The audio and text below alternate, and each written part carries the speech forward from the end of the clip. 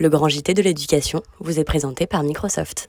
La gratuité de l'internat, est-ce que c'est une bonne ou une mauvaise idée, selon vous ? Alors, l'internat, c'est quelque chose qui peut avoir un réel intérêt, une fois encore, mais il faut qu'il y ait j'allais presque dire, faut qu'il y ait un projet derrière, c'est-à-dire faut savoir pourquoi on va dans un internat. Ça peut être, souvent c'est parce qu'on a des études qui sont loin, que ce qu'on veut faire est très très loin de son domicile.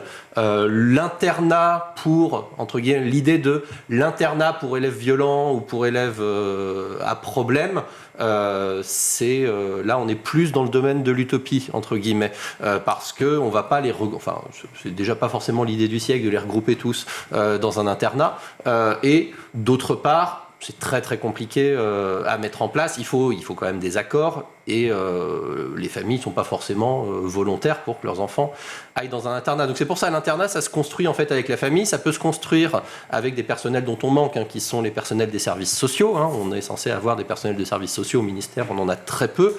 Mais c'est une solution à proposer, c'est une solution qui coûte cher, on le redit. C'est pas vraiment une solution très nouvelle. Je me souviens de l'Internet sourdin, etc. Il y avait eu tout un battage médiatique là-dessus, ça commence à remonter. Mais c'est vraiment une solution qu'on redégaine assez régulièrement en disant on va faire des internats d'excellence, des internats de la réussite, des internats de ceci, des internats de cela. On se rend compte qu'on a du mal en fait à financer des places d'internat, et qu'on a parfois du mal à trouver les élèves pour aller sur les places à l'endroit où on les finance, parce que un internat, il faut quand même qu'il y ait suffisamment de monde qui viennent au même endroit.